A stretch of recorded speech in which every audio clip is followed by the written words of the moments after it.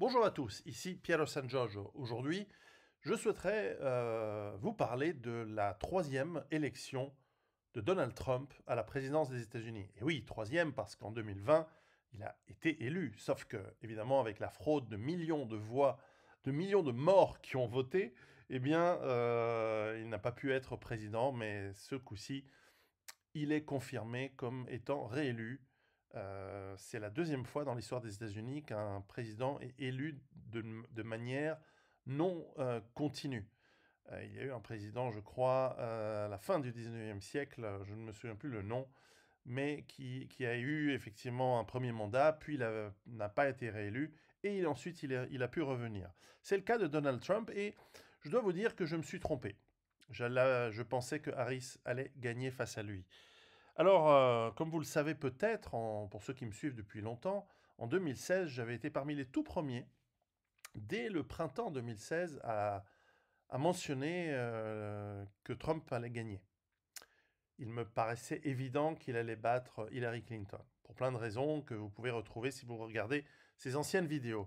Mais là, j'ai pensé que si l'État profond et le Parti démocrate avaient pu tricher alors qu'ils n'étaient pas vraiment au pouvoir en 2020, eh bien, ils allaient, maintenant qu'ils ont été au pouvoir pendant 4 ans, ratiboiser par une triche et une fraude massive qu'ils ont probablement encore tenté de faire, mais qui n'a pas fonctionné.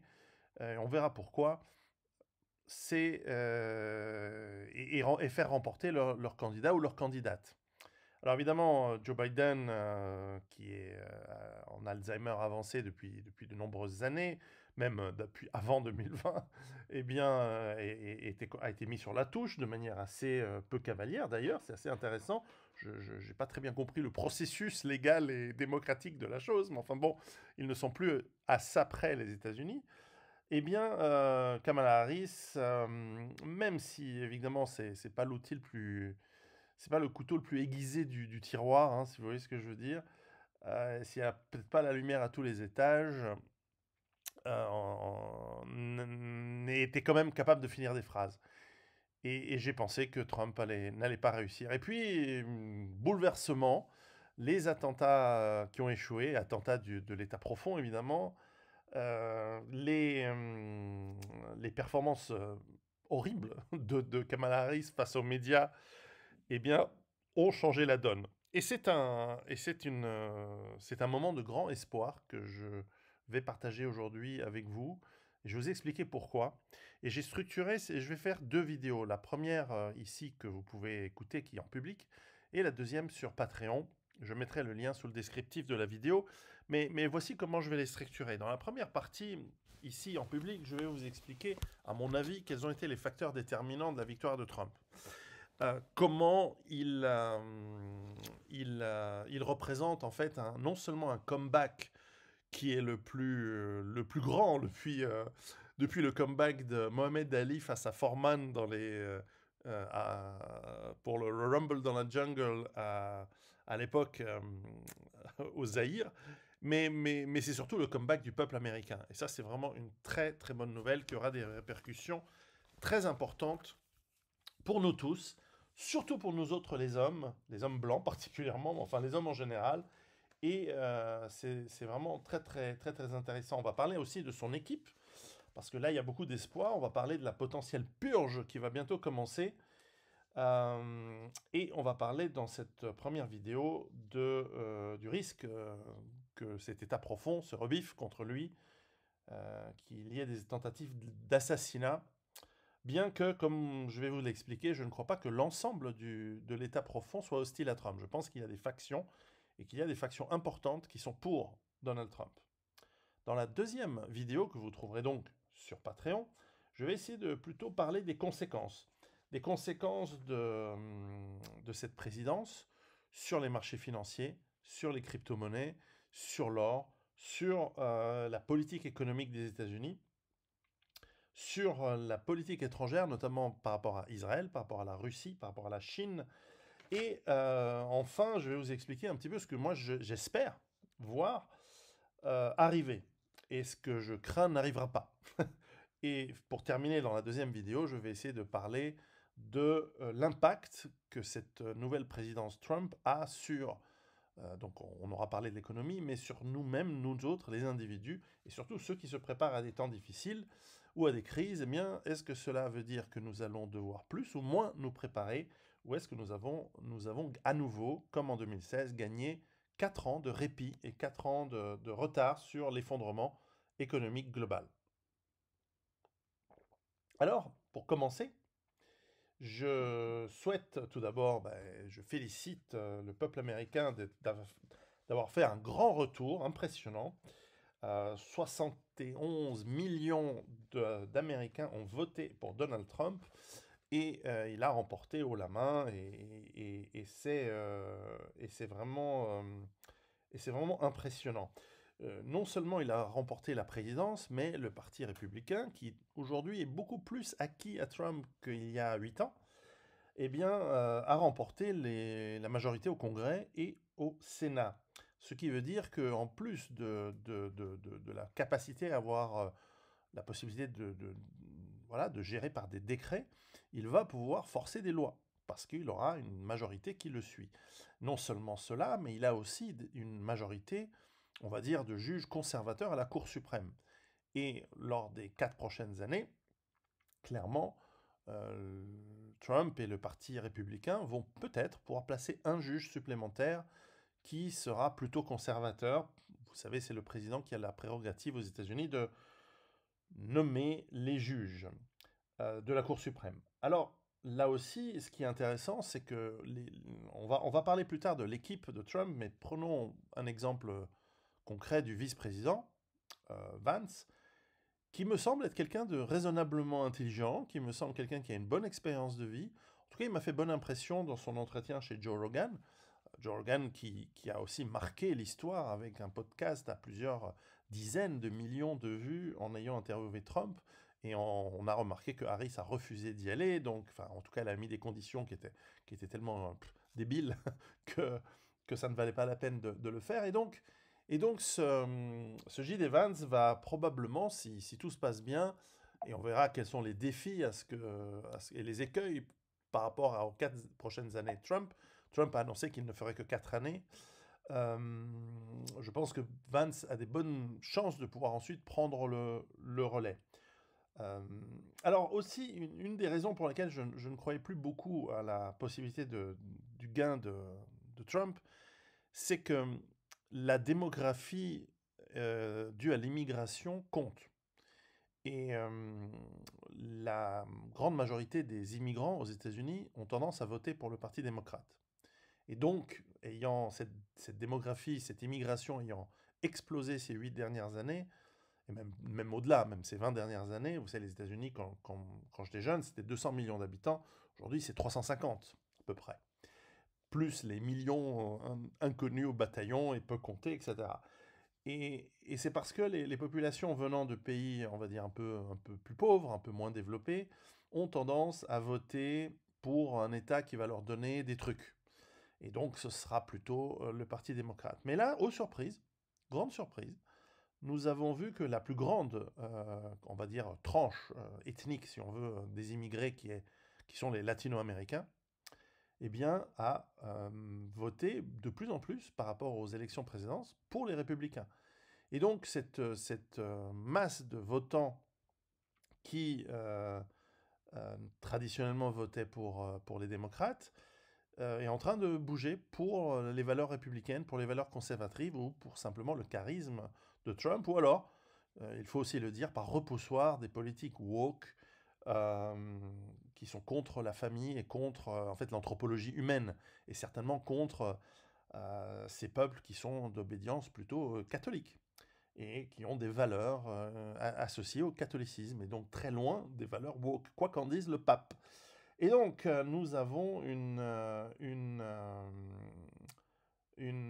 grande surprise dans ce sens-là, et ça pourrait changer les élections futures, puisque j'avais pensé que, vu la latinification, mais aussi l'arabification et l'africanisation de certaines grandes parties du territoire, et surtout urbain des États-Unis, eh bien, on allait avoir une tendance à voter plutôt démocrate. Oui, ah non, ça reste une majorité qui vote démocrate, mais cette majorité diminue. Et donc on a probablement une poussée du conservatisme qui vient dans ces populations, et pas seulement chez les latinos, aussi chez pas les Afro-Américains, mais les Africains qui viennent, et les populations musulmanes ou arabes qui viennent aux États-Unis. On a vu que les musulmans des États-Unis ont voté pour Trump en majorité, parce que Gaza, Israël, etc. On va en reparler d'Israël et de Gaza un peu plus tard. Alors, le, ce qui est vraiment euh, impressionnant, c'est ce retour de Trump, alors que 95% des médias étaient contre lui. Il le montrait avec des mauvaises photos, il le ridiculisait, il se moquait de lui, il le montrait sous un mauvais jour. Il y a eu une attaque massive des juges, pas des juges de la Cour suprême, qui eux plutôt l'ont protégé, mais des juges, enfin qui ont appliqué la loi, c'est-à-dire qu'il n'a pas réellement commis de crime, mais des juges qui ont forcé des condamnations alors que clairement il n'y a pas lieu qu'elles existent. Il a été attaqué, vilipendé, et tout Hollywood et le système médiatique et tout le système... et on va comprendre de plus en plus pourquoi, hein, vous allez voir, l'a attaqué sans arrêt. Et malgré tout, il est revenu. Malgré tout, il a fait face. Malgré tout, il a compris. Ils ont essayé de l'assassiner, comme je l'ai dit. Euh, et ça n'a pas suffi parce que le pouvoir aujourd'hui, le pouvoir qui représente en fait l'État profond, qui est le réel pouvoir aux États-Unis, qui est vraiment aux commandes, mais en tout cas, les partis qui étaient au pouvoir, et notamment la présidence Biden, euh, Harris n'est pas présidente, hein, elle n'est que vice-présidente, eh bien, représentait, en tout cas surreprésentait une frange psychopathologique, malade mentale de ce parti. Avec ce qui était le wokisme était une stratégie pour saper une certaine frange politique des États-Unis, eh bien, est devenu surreprésenté dans les médias, et trop de subversion tue la subversion. Le wokisme, le transgendrisme, tous ces trucs euh, ont été un repoussoir pour beaucoup de gens, à juste titre. Les gens ne veulent pas des toilettes mixtes, ne veulent pas des cours d'éducation sexuelle horribles aux enfants. Les gens ne veulent pas qu'on leur fasse accepter que l'homosexualité est tout aussi normale que l'hétérosexualité. Ce n'est pas le cas. Il y a une différence de 98 à 2%. Ce n'est pas donc normal. C'est une frange qu'on peut respecter, qu'on peut tolérer, qu'on ne doit pas attaquer, mais ce n'est pas la normalité. Bref, tout ça, c'est un repoussoir pour les gens. Et surtout les gens qui ont du bon sens. Et moi, je trouve que ce que je retiens de cette élection, c'est le grand retour du bon sens de la population américaine, qui a beaucoup de défauts, certes, mais qui a aussi le courage et qui a la force de pouvoir dire ce qu'elle pense, euh, et de garder les pieds sur terre pour une partie d'entre eux. On a vu que le, l'essentiel des gens qui votent pour Trump ont été en gros la moyenne des gens, c'est-à-dire pas les élites branchées des villes qui ont voté pour Harris et le Parti démocrate, et pas les teubés qui sont à la ramasse et qui attendent des aides sociales sans arrêt, qui sont donc tout en bas de l'échelle. Non, c'est la partie majeure, centrale, la moyenne des États-Unis qui a surtout voté pour lui. Et donc, l'autre chose qui a été un repoussoir, c'est ce mépris des élites, des médias. Ces médias qui attaquaient Trump à 95%, méprisaient la population, qui est celle qui vote. Et donc forcément, ça n'allait pas fonctionner. Et donc ce mépris, ce dogmatisme idéologique, woke, socialiste, etc., il a servi de repoussoir. Et c'est tant mieux. Donc c'est un incroyable comeback. Et ça, c'est impressionnant.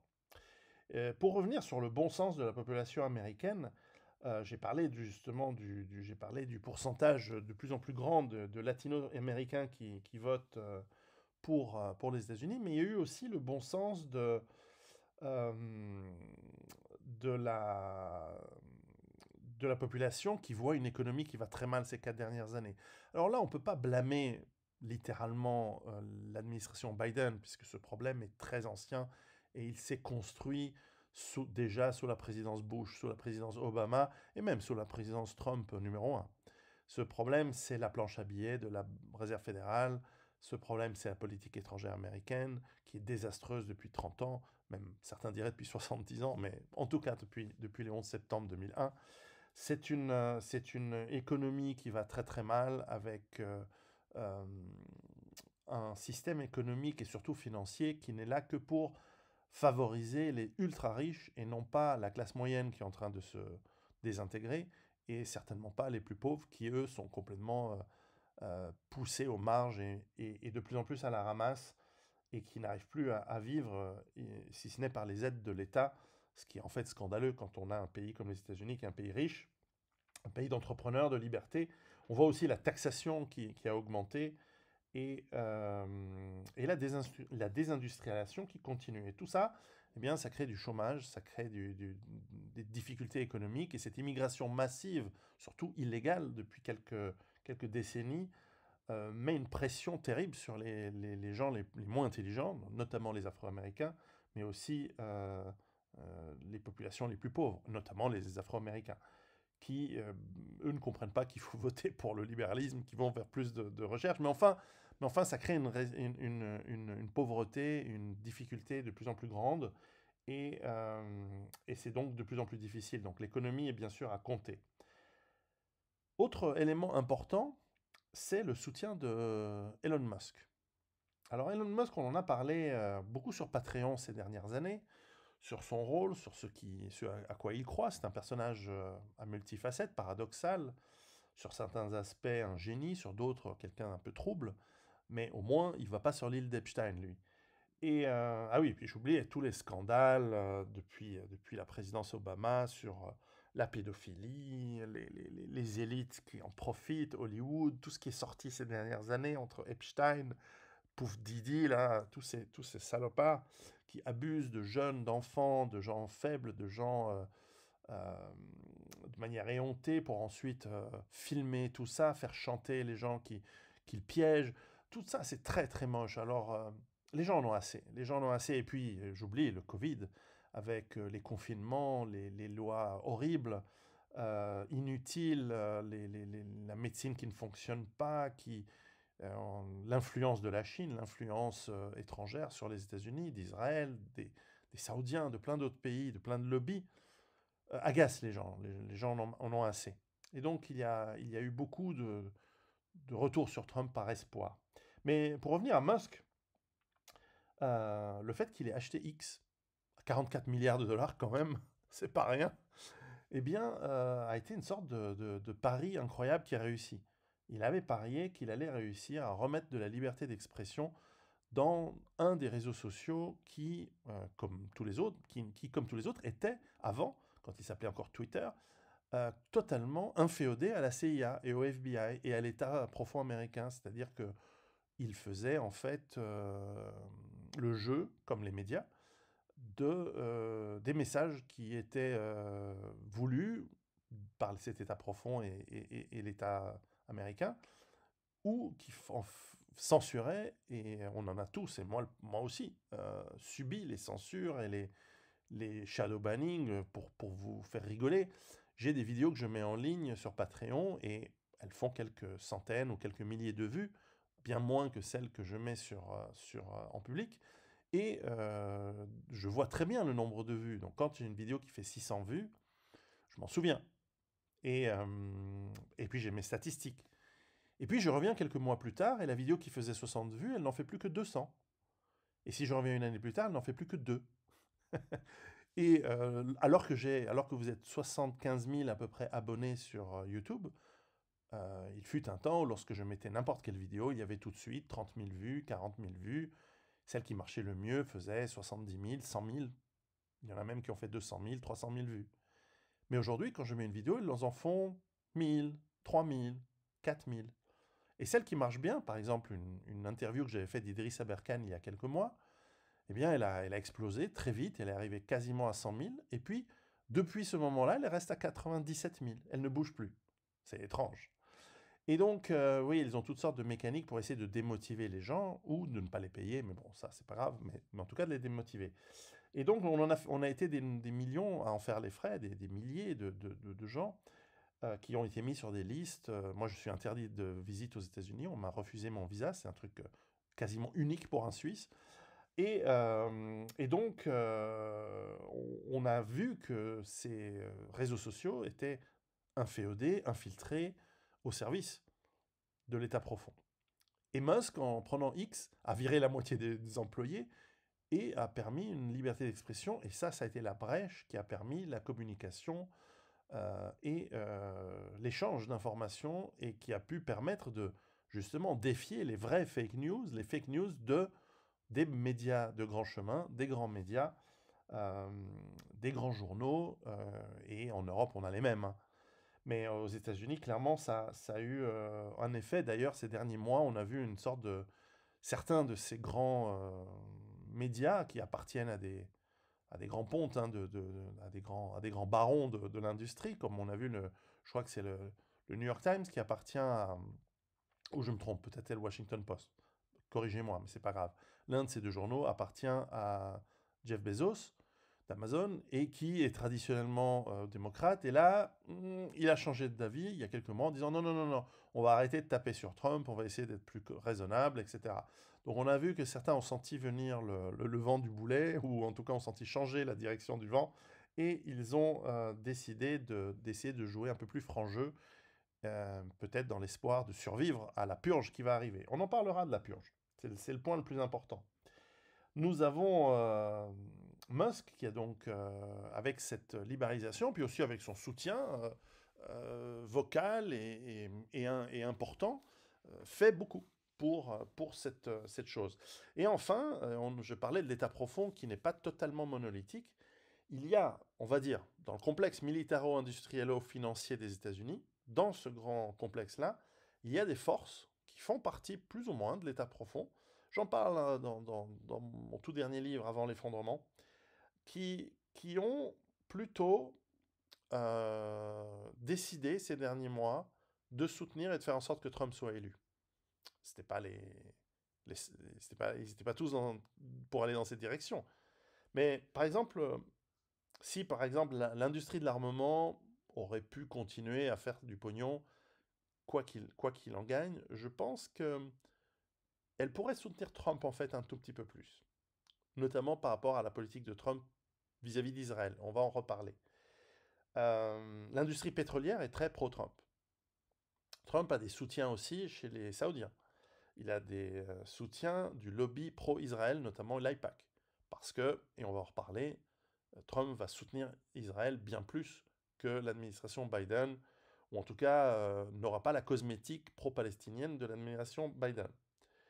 On a aussi la finance et Wall Street qui clairement trouve une nouvelle présidence Trump beaucoup plus crédible pour son plan, pour ce dont elle a besoin pour continuer à s'en mettre plein les fouilles, et on en reparlera, parce que ça aussi c'est quelque chose, je crois, qu'on va déchanter, sur lequel on va déchanter, et qui a son importance. Donc Wall Street voulait Trump. Alors, on va passer un petit peu à la suite, je tourne la page de mes notes.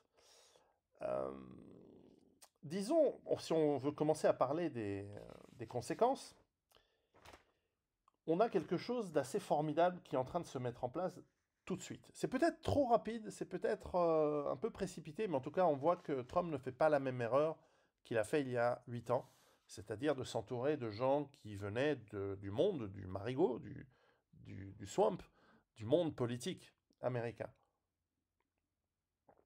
Et si Trump a appris de ses leçons, il ne reprendra plus des gens comme Pompeo, des gens comme ça, ou des gens du clan anciennement Dick Cheney, etc. Dick Cheney qui a soutenu la candidature Harris, comme tous les néoconservateurs. Et, et donc, il est en train de monter une équipe, notamment avec Musk, qui, alors revenons juste un coup sur ça, comme il a X, il a des centaines de millions de profils. Il a du big data à mort dans ses bases de données. il a la capacité de faire du astroturfing, il a la capacité d'influencer les gens, comme les autres le faisaient avant, de manière très intéressante, mais surtout il a les données. Donc il peut faire des analyses assez pointues de ce que pensent les gens, de comment ça fonctionne, et donc il a une base d'intelligence au sens de renseignement très très forte qui peut aider d'un point de vue politique la manière dont Trump va faire les décisions. Mais je pense que Trump est vraiment énervé, hein. Il a failli se faire assassiner. Euh, je pense qu'il a peut-être même l'impression qu'il a été sauvé par une intervention divine, quasiment. Enfin, la balle lui est passée à quelques centimètres de son cerveau. Enfin, c'est quand même impressionnant. Et, euh, euh, et puis, Trump est en train de monter une équipe avec des gens. Il y a des gens dont j'ai oublié le nom, qui pourraient s'occuper de la justice.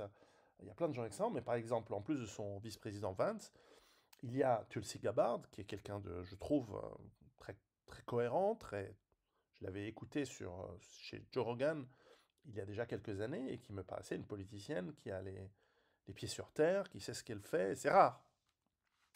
Nous avons aussi le Kennedy, qui a quand même eu son père et son oncle qui ont été assassinés. Et donc, lui qui est très remonté contre l'industrie pharmaceutique et qui a fait campagne sur le fait de réouvrir les enquêtes sur tout ce qui s'est passé sur la période Covid, sur qui a fait quoi en Chine, en France, tous les ministres qui ont menti, qui ont raconté, qui ont manigancé, qui ont fait des contrats mirobolants avec des entreprises de pharma, etc., sur le rôle de la pharma même au-delà du Covid, dans la santé des Américains euh, et l'industrie agroalimentaire également, qui a un effet extrêmement néfaste sur la santé. D'ailleurs, vous avez vu, quand Trump a été élu, toutes les actions sont montées, sauf McDonald's qui a baissé. Peut-être qu'ils s'attendent à ce que McDonald's doive changer de manière de préparer sa bouffe. En tout cas, moins anecdotique, si Kennedy va s'en prendre à cette industrie pharmaceutique, là, il y a énormément de casseroles ou de squelettes dans les placards qui vont pouvoir ressortir parce que c'est une industrie extrêmement rentable et aussi extrêmement meurtrière, l'industrie pharmaceutique. Et donc, il y a une équipe qui pourrait augmenter. Là, aujourd'hui, elle a mis en place son chef du cabinet, qui est quelqu'un de très compétent dans l'organisation politique. Visiblement, il a appris de ses erreurs. Et puis surtout, il n'y va plus, il est trop gentil, il n'y va plus avec l'espoir de se faire aimer par l'intelligentsia. Là, il va y aller, hein, et et s'il faut, il va l'assécher le marécage, il va l'assécher au lance-flamme, hein. Ça va plus être gentil, etc. Je pense il a beaucoup de pain sur la planche et on en parlera dans la deuxième partie de cette vidéo sur les conséquences et les différentes conséquences pour nous autres et ce qu'on peut imaginer de voir arriver et ce qu'on pourrait souhaiter qui arrive. Mais je dirais qu'il a quand même un grand risque, c'est que maintenant, évidemment, entre maintenant et l'inauguration, et même après, le risque d'assassinat par une partie de l'État profond qui ne l'apprécierait pas, reste grande. Alors, quelle est cette partie de l'État profond qui ne l'apprécie pas? Eh bien, ce sont tous les lobbies pharmaceutiques, par exemple, tous les lobbies de la santé, de l'agroalimentaire, qui sont quand même avec pas mal de soucis. C'est toute la bureaucratie. C'est cette bureaucratie qui vit grassement, lourdement sur le dos des contribuables, enfin surtout sur le dos de la dette qui augmente. C'est une dette qui augmente de manière considérable et vous allez voir qu'économiquement, je ne crois pas que Trump va pouvoir résoudre le problème de l'effondrement des États-Unis. On parlera sur l'or, les crypto-monnaies qui pourraient avoir un rôle déterminant ces prochains mois. Mais pour ça, je suis beaucoup plus pessimiste. On en parlera dans la deuxième partie, dans la deuxième vidéo. Mais en tout cas, voilà, Trump doit faire gaffe à ses fesses. Les tentatives d'assassinat peuvent venir, notamment de deux agences à trois lettres, le FBI et la CIA, qui ont montré être totalement corrompues et servir les intérêts de l'État profond et non plus les intérêts du peuple américain. Enfin, ça fait longtemps que ça, on le sait, mais enfin, la CIA a quand même déjà assassiné JFK, John Fitzgerald Kennedy en 1963. Donc c'est pas nouveau. C'est l'État profond a réussi son premier coup d'État avec l'assassinat de Kennedy et a fait son deuxième coup d'État avec le 11 septembre 2001. Et donc, nous avons ces agences qui, en tout cas à leur tête, sont pourries et il faudra purger, justement. On en parlera dans la deuxième partie, donc rejoignez-moi, rejoignez-nous surtout, parce que nous sommes nombreux sur Patreon et nous avons des discussions très intéressantes sur le lien que je mets ci-dessous, et nous allons pouvoir continuer, plutôt à voir les conséquences pour la finance, pour l'économie. On a parlé de tarifs douaniers, on va parler aussi de conséquences sur le survivalisme. Euh, quelles vont être les politiques que cette nouvelle administration va mettre en place. Et, euh, et on va parler aussi de triste sort qui est réservé à l'Europe dans ce bordel, parce que nous, on est mal. À tout à l'heure sur Patreon, et en attendant, préparez-vous.